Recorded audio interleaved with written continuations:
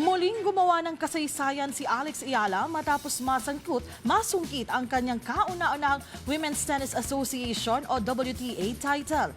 Itinanghal na kampiyon si Ayala matapos ang kanyang epic comeback performance kontra kay Pana Odvardi ng Hungary sa score na 1-6, 7-5 at 6-3.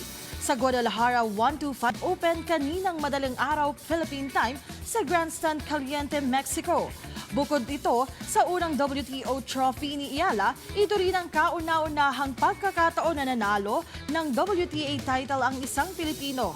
Matatanda ang bago ang titulong ito, kabilang sa mga highlights ng season ni Ayala, ang kanyang dream run sa Miami Open at ang runner-up finish sa Lexus Eastbourne Open noong Hunyo.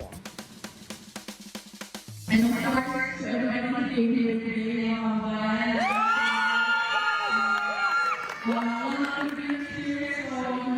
made the atmosphere super special.